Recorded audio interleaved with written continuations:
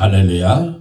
오늘은 민수기 10장 1절로 10절까지 말씀을 가지고 은나팔을 불자, 은나팔을 불어라 라고 하는 제목으로 말씀을 드리겠습니다.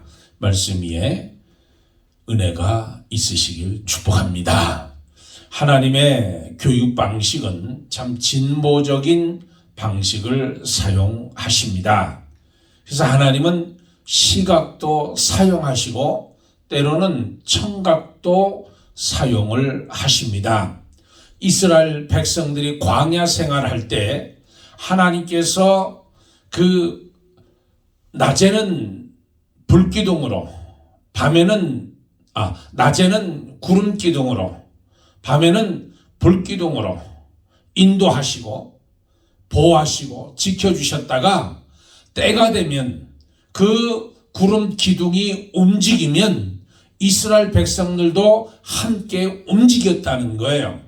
그러니까 이스라엘 백성들이 눈으로 볼 수 있게끔 하나님이 저들을 인도하셨다는 거예요. 그러니까 그거는 바로 시각을 통해서 하나님이 우리와 함께 계시다는 것을 보여주는, 그래서 하나님은 시각도 사용하시고 청각도 사용하신다는 거예요.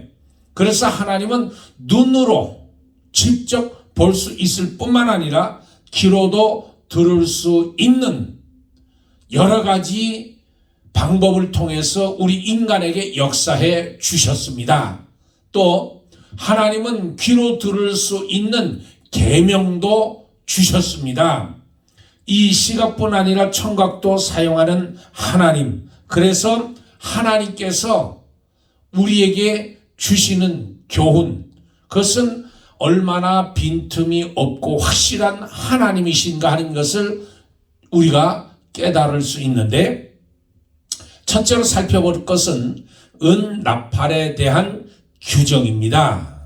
은나팔에 대한 규정인데, 오늘 시내산에서 받은 계명 중에 하나가 바로 은나팔 계명이라는 거예요. 이것이 민수기 10장에서 기록되어 있는데 하나님께서는 마지막 규례로 이 작은 규례를 허락해 주셨습니다. 우리는 이것을 은나팔 규례라고 부르는데 이스라엘 백성들은 저 시내산에서 머물면서 십계명뿐만 아니라 각종 규례를 저들에게 하나님이 말씀해 주셨습니다. 즉 성막을 지으라고 하는, 성막을 짓는 방법도 말씀해 주셨고 사회법 같은 큰 법들을 많이 받았습니다. 그들 중에 마지막으로 받은 말씀이 민수기 10장에 있는 은나팔 규례라고 하는 말씀입니다. 이 말씀은 은나팔은 결코 무시할 수 없는 하나님이 주시는 교훈인데 영적인 교훈도 풍부한 규례입니다. 모세는 이스라엘 백성들을 행진할 때마다 어떤 방법을 고안해서 우리가 아는 대로 이 200만 명의 이스라엘 백성들을 어떻게 이끌고 저 가나안 땅으로 들어갈까? 여러분 200만 명이라고 한번 생각을 해보세요. 그 옛날에 어떤 방법으로 전부 일어나서 걸어 행진하고 머물고 어떤 방식으로 가게끔 할까? 이 모세는 때로는 북을 치면 동동동동동동 소리가 들리면 이스라엘 백성들이 그것을 신호로 해서 이제 우리가 떠날 때가 됐구나.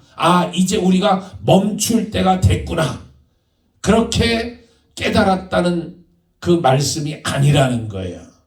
때로는 이 소식통을 주고받는 파발마라는 게 있잖아요. 말을 타고 다니면서 그 명령을 하다라는 거. 근데 모세는 그런 파발말, 그 200명이 진군에 나갈 때 그 앞에서와 맨 마지막 거리가 얼마나 되겠어요? 근데 그 모든 사람들이 다 들을 수 있는 인간적인 방법, 즉 북소리나 어떤 바발마나 어떤 이런 인간적인 방법을 사용하지 않고 하나님이 주시는 계명, 하나님이 주시는 방법, 하나님이 모세에게 말씀해 주신 그 방법, 은나팔을 만들어서 은나팔을 불었다는 거예요. 은나팔을. 그러니까 하나님의 세심한 부분까지 하나님은 간섭해 주시고 하나부터 열까지 하나님이 모든 것을 다 계획하고 섭리하시고 이루어 주신다는 거예요. 민수기 1장부터 10절까지 기록된 은나팔 규정, 이 내용의 영적 교훈은 이 다음과 같은 은혜가 있는데, 이 우리가 두 번째 은나팔 규례에 나타난 하나님의 마음을 우리가 볼 수가 있는데, 우리는 이 본문에 나타난 하나님의 마음을 배워야 된다는 거예요. 오늘 이 은나팔 속에 담겨져 있는 그 하나님의 마음, 그 하나님의 뜻, 그것을 우리가 배워야 된다는 거예요.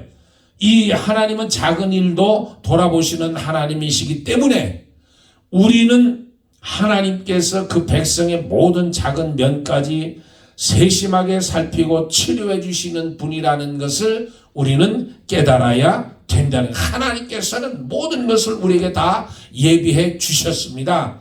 천국에 가서 거할 수 있는 집, 거처를 하나님이 예비해 주셨고, 또 천국에 들어갈 수 있는 패스포드도 만들어 준비해 주셨고, 비자도 발급해 주셨다는 거예요. 뿐만 아니라 천국에 들어갈 때 입고 들어갈 예복까지 하나님은 우리에게 준비해 주셨다는 것. 그 예복이 뭐냐면 예수 그리스도. 그 예복은 바로 예수 그리스도라는 거예요. 이 땅에 살아갈 때에도 하나님께서는 우리를 고아처럼 내버려 두지 않고 하나님께서 함께 하신다는 거예요. 보혜사 성령을 그래서 저와 여러분에게 내려주셨다는 거잖아요. 보혜사 성령이 우리에게 불기둥으로 구름기둥으로 돼서 우리의 삶을 인도하시고 깨닫게 하시고 우리에게 능력 주시고 격려해 주셔서 이 잠깐 사는 나그네 인생, 나그네 세상 살아갈 때 하나님께서 함께 해주시고 우리를 복 가운데 거할 수 있도록 만들어 주신다는 거예요. 그럼 하나님께서 우리를 얼마나 세밀하게 관찰하시고 세밀한 부분까지 우리 가운데 거하시냐는, 우리는 때로는 하나님이 저 멀리, 하늘 저 멀리 계시다고 그렇게 생각하는 분이 많이 있습니다. 하나님이 내가 가슴 아픈 이 사연, 가슴 졸이는 이 사연, 안타까움에 발을 동동 구르는 이 아픈 마음, 자녀 때문에, 가정 때문에, 남편 때문에, 아내 때문에, 어떤 문제 때문에 이 직장 생활하면서 직장 문제나 또 내가 비즈니스 하면 비즈니스 문제, 내 몸에 아픈, 내 다리가 아픈데 내가 어떤 그 신체적 아픔이 있는데 하나님이 과연 그것까지 다 알고 계실까? 아마 하나님은 모르실 거야. 아마 하나님은 내 사정을 모르실 거야. 이렇게 생각하는 성도들이 있을 줄 모르지만 하나님은 그 모든 것을 다 알고 계신다는 분. 우리 머리털 하나까지도 다 세신 바 된 하나님이라는 거예요. 그래서 마태복음 10장 30절에 너희는 머리털까지 다 세신 바 되었나니 두려워 말라. 너희는 많은 참새보다 귀하니라. 참새보다 귀하다. 하나님이 저와 여러분의 세심한 것까지 다 머리털 하나까지. 여러분 머리털 몇 개인지 쉬어보셨어요? 못 쉬어보잖아요. 내 머리털이 지금 몇 개인지 모르잖아요. 그런데 하나님은 알고 계시다는 거예요. 하나님은 그 정도, 하나님은 저와 여러분에게 세심한 부분까지 하나님은 다 알고 계시다는 거예요. 이처럼 하나님께서 우리 성도의 작은 부분까지 돌아보실 뿐만 아니라 우리 성도들 중에서 지극히 작은 자에게도 관심을 가지고 계시다는 거예요. 나는 교회 안에서 소외됐다고 느낄지 모르지만 나는 물과 기름처럼 이 융합되지 못한다고 느낄지는 모르지만 하나님은 그 약한 자, 그늘에 있는 자, 앉아있는 자, 그런 모든 한 사람 한 사람까지 하나님은 세밀하게 알고 계시다는 거예요. 그래서 마태복음 25장 40절에 임금이 대답하여 가라사대 내가 진실로 너에게 이르노니 너희가 여기 내 형제 중에 지극히 작은 자 하나에게 한 것이 곧 내게 한 것이니라. 그리고 45절에 지극히 작은 자 하나에게 하지 아니한 것이 곧 내게 하지 아니했다고 했습니다. 하나님은 스스로 큰 자와 동일하게 여기시지 않습니다. 이 세상에 큰 자들이 얼마나 많습니까? 그런데 이런 하나님은 큰 자가 아니시고 지극히 연약한 자와 함께 하시고 지극히 작은 자와 함께 하시는 그 하나님, 그 하나님이라는 거예요. 하나님께서는 스스로 작은 자라고 여기는 사람들, 스스로 작은 자라고 여기며 하나님의 백성과 당신을 동등하게 여기시고 사람이 그들에게 행한 것 당신에게 행하신 것이라고 행하시고 생각하신다는 거예요. 우리 하나님은 세심한 부분까지, 그리고 하나님은 성도들이 작은 일을 크게 생각하기를 원하신다는 거예요. 하나님은 마태복음 25장 21절에 5달란트 받은 사람이 받은 자에게 주인이 말합니다. 잘하였도다 착하고 충성된 조가 내가 작은 일에 충성하였으며 내가 많은 것으로 내게 맡기리니 내 주인의 즐거움에 참여할지어다. 그러니까 하나님은 작은 일에 충실한 사람에게 하나님은 많은 것을 맡기고 주인의 즐거움에 참여시키는 하나님이시라는 거예요. 그러니까 우리 성도들도 하나님께서 작은 일에 대해서도 지대한 관심을 가지고 계시다는. 그러니까 하나님 안에서는 크고 작은 일이 없어요.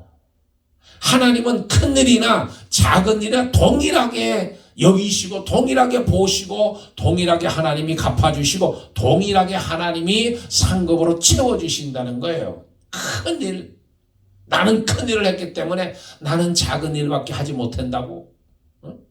하나님은 똑같이 여기시는 거예요. 그래서 하나님은 우리에게 이처럼 은납할 규례를 통해서 하나님께서 작은 일, 작은 것, 작은 사람을 돌아보시는 위대한 마음을 배울 수 있다는 거예요. 이 하나님의 마음을 저 여러분이 배워야 된다는 거예요. 그리고 세 번째는 은납할의 재료에 대해서 저와 여러분이 볼 수가 있는데, 은납할 자체가 무슨 의미가 있습니까? 그런데 거기에 재료가 담긴 의미가 있다는 거예요. 재료에 담긴 의미. 재료는 순은으로 만드는 은나팔은 순수성을 상징한다. 순수한. 그러니까 은나팔 재료는 은이지만 은이라고 해도 똑같은 은이 아니라는 거예요. 이 은나팔을 만드는 재료는 100% 순은이어야 된다는 거예요. 100% 순은. 이 순은으로 나팔을 만들었다는 거예요. 그래서 이 시편 12편 6절 말씀에 보면 여호와의 말씀은 순결하며 흙 도가니에 7번 단련한 은과 같도다. 그러니까 이 은은 은이로되 100%의 은.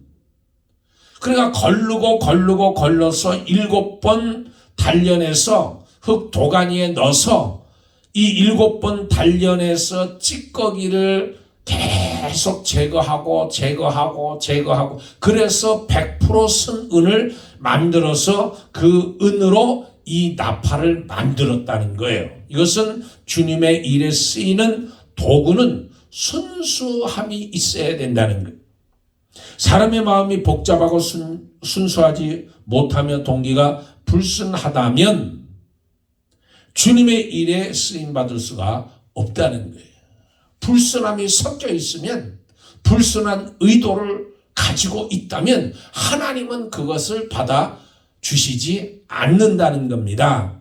그러니까 우리가 순수한 동기에서 순수한 마음으로 하나님 앞에 나와서 어린아이 마음처럼 하나님을 의지하고 하나님을 구하고 하나님을 바라고 하나님 앞에 나와야 된다는 거예요. 우리가 하나님 일에 쓰임받기를 원한다는 순수해야 됩니다. 우리 영혼은 99%가 아니라 언제나 100% 순수해서 하나님을 사랑하는 영혼이 되어야 된다는 거예요.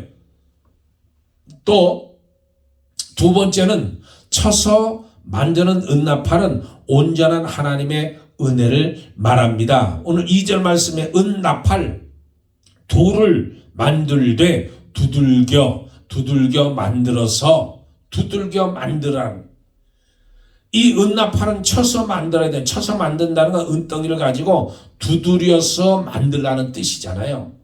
그러니까 은나팔 자체는 한 조각으로서 연결된 부분이 없어야 된다는 거예요. 그러니까 큰 은을 가지고 그 은을 때려 가지고 두들겨 가지고 그 자기가 하나님이 말씀하신 대로 은나팔을 불어댄 거예요. 영접. 그러니까 용접하는 부분이 없이 연결하는 부분 없이 하나의 은으로 그렇게 은나팔을 만들었다는 거예요. 마가복음 2장 21절 21절에 섞거나 붙이지 말라고 말씀했습니다. 섞거나 붙이지 말라. 생배 조각을 낡은 옷에 붙이는 자가 없나니 만일 그렇게 하면 기운 새 것이 낡은 것을 당겨 헤어짐이 더하게 되느니라. 헌 옷을 고치는데 새 천으로 가져다가 꿰매지 말라는 거예요. 그 신축성 때문에 도리어 옷이 못 쓰게 된다는 의미잖아요. 새 포도주를 낡은 부대에 넣는 자가 없나니 만일 그렇게 하면 새 포도주가 부대를 터뜨려 포도주가 부대를 버리게 하느니라 말씀해 주셨습니다. 그러니까 이 말씀은 영적인 의미는 하나님께서 우리를 구원하신 그 구원은 처음부터 끝까지 하나님의 은혜요. 인간의 공로는 단 1%도 없다는 거예요. 온전히 하나님의 은혜 100%, 99% 은혜가 아니라 하나님은 하나님의 은혜 99%, 인간의 행위 1%가 아니라 하나님은 완전하게 100%. 우리 인간은 행위로 구원받는 게 아닙니다. 인간은 예수 그리스도의 십자가 사건, 예수님의 구원의 은혜, 그 죽으심으로 저와 여러분의 100% 하나님의 은혜로 구원을 얻는다는 것. 거기 단 1%나 아니면 0.00001%도 인간의 행위가 낄 수가 없다는 거예요. 완전한 하나님의 100% 은혜로 저와 여러분이 구원을 얻는다는 거예요. 구원은 끝까지 100%의 하나님의 은혜입니다. 너희가 그 은혜를 인하여 믿음으로 말미암아 구원을 얻은 것이니 이것이 너희에게서 난 것이 하나님의 선물이다. 하나님의 선물. 그러니까 100% 하나님의 선물이. 세 번째 나팔수는 나팔 규례를 백성에게 정확히 교훈해야 되며 또 정확하게 나팔을 불어야 됩니다. 이 오늘 말씀 8절 말씀에 보면 그 나팔은 아론의 자손인 제사장들이 불지니 이는 너희 대대의 영원한 율례니라. 영원한 율례니라. 그러니까 나팔을 부는 것이 아무나 부는 것이 아니라 아론의 가문, 아론의 자손 제사장들이 그 나팔을 부는 거예요. 나팔은 2개를 만들어서 제사장이 번갈아 불게 되어 있다는 거예요. 그래서 고린도전서 14장 8절에 만일 나팔이 분명치 못한 소리를 내면 누가 전쟁을 예비하리요? 누가 전쟁을 예비하려? 긴급한 상황, 즉 전쟁이 나서 군인을 소집하거나 진을 옮겨서 행진해야 되는 상황에서 부는 것이 바로 이 나팔이었다는 거예요. 나팔은 하나님이 부는 것처럼 크게 외치라. 아끼지 말라. 내 목소리를 나팔같이 날려 내 백성에게 그 허물을 야곱의 집에 그 죄를 고하라. 이사야 58장 1절 말씀에. 그러니까 나팔을 분다는 것은 하나님의 말씀을 전하는 사역자들의 말씀 증거 사역을 의미한다는 거예요. 네 번째로 나팔을 부는 3가지 경우가 있습니다. 나팔을 언제 불어야 될까? 불 때가 있다는 게 때가. 첫째는 이스라엘 백성들을 하나님 앞에 함께 모여 예배 드리고자 할 때 나팔을 불렀다는 거예요. 나팔을 불었다는 거예요. 예배 드리기 위해서 나팔을 길게 부르면 나팔이 빵 하고 부르면 이스라엘 백성들 시브린들은 하나님께 예배 드릴 때가 됐구나 하고 하나님께 예배를 드리게 되었다는 거예요. 회막문 앞으로 나오게 됐다는 거예요. 이스라엘 백성들이. 그러니까 4절 말씀에 보면 하나만 불 때는 이스라엘의 천부장된 지휘관들이 모여서 내게로 나올 것이며 너희가 그것을 크게 불 때에는 동쪽 진영들이 행진할 것이며. 그러니까 이 3절 말씀에 뭐가 있냐면 이 두 개를 볼 때는 온 회중이 회목 문 앞에 모여서 내게로 나올 것이라. 이스라엘 백성들이 이 문 앞으로 나올 수 있었던 것은 이 회막문 앞으로 나오는 이 때는 언제냐면 하나님께 예배하기 위해서 나왔다는 거예요. 하나님 앞에 나올 때는 온 회중이 회막문 앞에 모여 내게로 나올 것이라. 이 뜻은 또 10절 말씀에 또 너희의 실학의 날과 너희가 정한 절기와 초하루에는 번제를 드리고 화목제물을 드리며 나팔을 불라. 그로 말미암아 너희의 하나님이 너희를 기억하시리라. 나는 너희의 하나님 여호와이니라. 그러니까 회막문 앞에 나왔을 때 백성들이 뭘 하냐면 하나님께 예배하는 거예요. 하나님께 예배하기 위해서. 구약 시대는 오늘과처럼 예배와는 조금 다르잖아요. 이스라엘 백성들에게는 5대 제사가 있었습니다. 번제, 소제, 화목제, 속죄제, 속건제.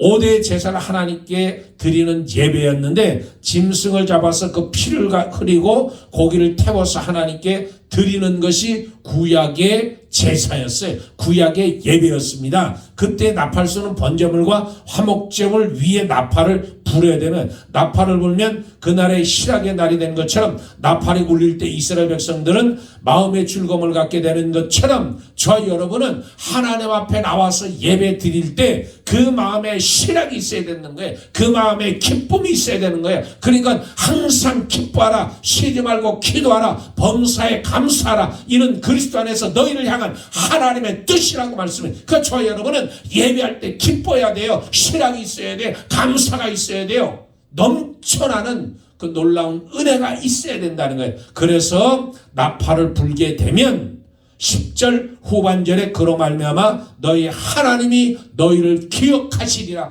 저와 여러분이 오늘 주일날 이렇게 나와서 예배 드릴 때 하나님이 저와 여러분을 기억해 주신다는 거예요. 하나님이 저와 여러분을 잊지 않고 저와 여러분의 모든 소원을 들어주실 뿐만 아니라 저와 여러분의 하늘에 신령한 것과 땅에 기름진 복을 하나님이 저와 여러분에게 채워주시는 것, 하나님이 잊지 않고 저와 여러분에게 힘을 주시고 때로는 용기를 주시고 때로는 문제 해결을 주시고 하나님께서 저와 여러분 심령 속에 평안을 주셔서 어떤 경우에도 흔들리지 아니하고 하나님이 주신 평안 가운데 거하는 놀라운 역사가 있게 된다는 말씀이에요. 바른 예배를 통해서 이런 것들이 일어난다는 거예요. 하나님이 저와 여러분에게 함께 하시는 놀라운 은혜가 나타날 줄 믿습니다. 오늘 예배드리는 여러분들에게도 하나님이 주시는 평안, 하나님이 기억하심, 하나님의 은혜가 저와 여러분에게 넘치도록 부어주실 줄 믿습니다.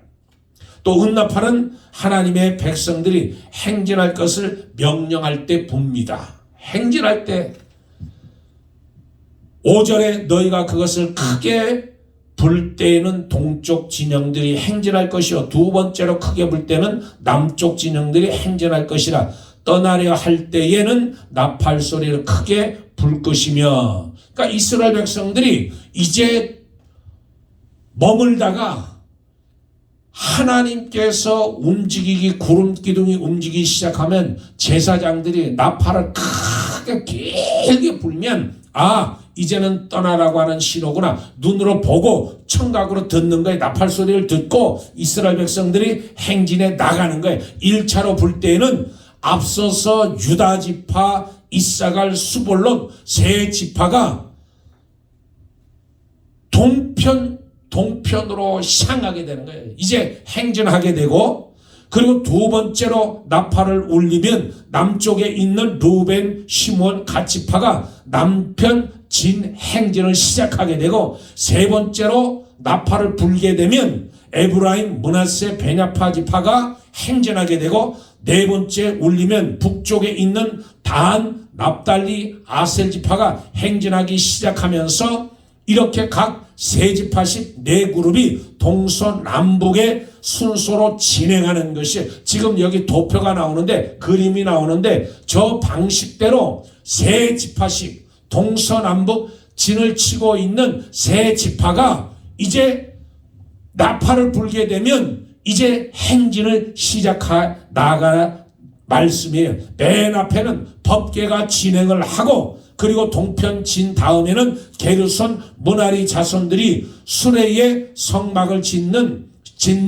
기구들을 싣고 행진하고, 그 다음에는 남편 진이, 그 다음에는 고핫 자손의 성물을 어깨에 메고 행진하고, 이처럼 울리는 나팔 행진을 위해서 부르는다는 거. 이 나팔 소리는 무엇을 의미하냐면, 하나님 백성들은 뒤로 물러서면 안 된다는 거예요. 나팔을 불면 앞으로 향해서 전진해 나가는 것처럼 맨 앞에 하나님의 법궤가 있고, 거기에 순차적으로 걸어가야 될 그런 순서대로 행진을 하기 시작했다는 거예요. 결코 이스라엘 백성들에게는 뒷걸음치는 게 없다는 거예요. 뒤로 물러나는 게 없다는 거예요. 앞으로만 저와 여러분의 신앙생활은 앞으로만 전진해 나가는 거예요. 구원을 이루어 나가서 저와 여러분은 얼레디 구원을 받았습니다. 그러나 그 구원의 완성은 난여시에요. 아직 이루어지지 않았습니다. 그 구원은 저와 여러분이 계속해서 이루어 나가는 거예요. 그것이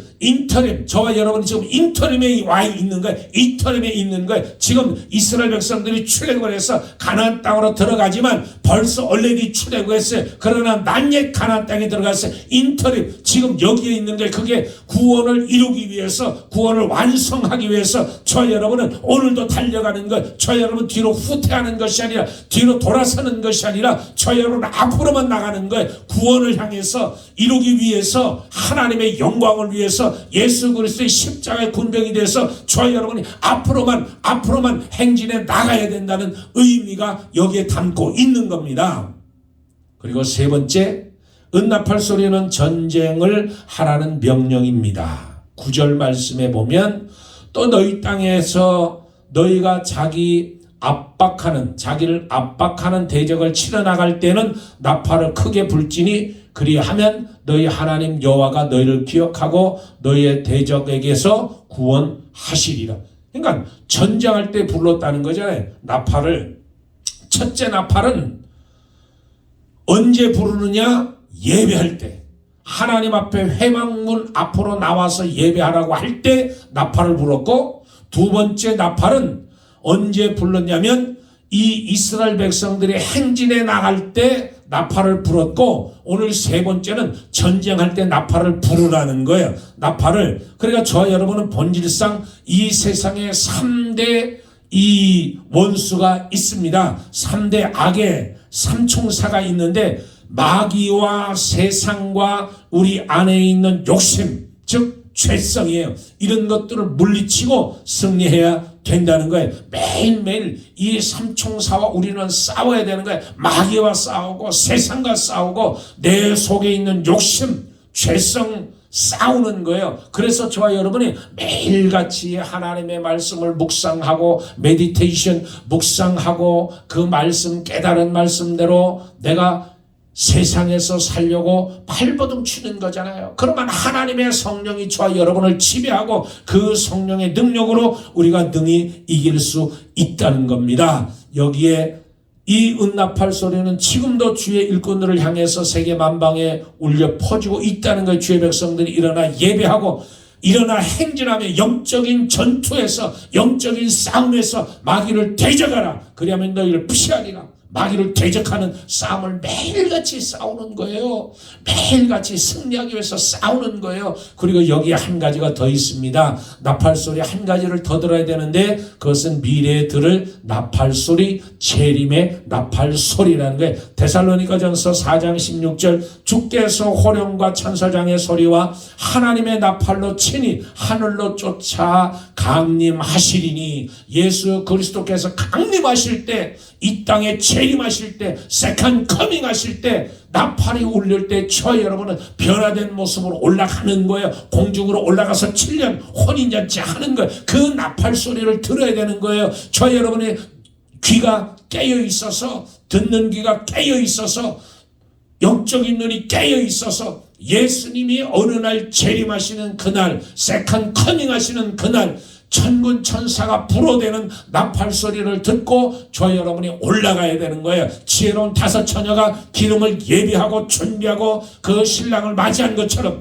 저 여러분도 귀가 영적인 귀가 열려서 하나님의 말씀을 듣고 하나님의 나팔 소리를 듣고 완전한 승리하는 그날 원수 마귀를 영영이 타는 불못으로 떨어뜨리는 그날까지 저 여러분이 승리하면서 영적인 눈을 뜨고 영적인 귀를 뜨고 영적인 말씀을 내 가슴 속에 담고 오늘 시편 89편 15절에 즐거운 소리를 아는 백성은 유복한 자라 주의 재림의 그날 나팔 소리를 듣고 예배하는 저 여러분이 되길 주 이름으로 축복합니다. 할렐루야. 우리는 승리합니다. 저 여러분은 반드시 승리할 줄 믿습니다. 할렐루야. 기도하겠습니다. 주 예수여 어서 오시옵소서.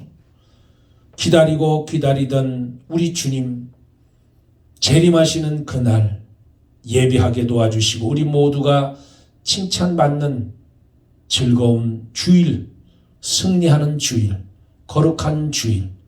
아버지 하나님, 저희들이 오늘도 승리하는 주일 하나님 주심에 감사합니다. 예수님의 이름 받들어 기도드리옵나이다. 아멘. 할렐루야. 나팔 소리로 승리하는 저와 여러분 되길 축복합니다.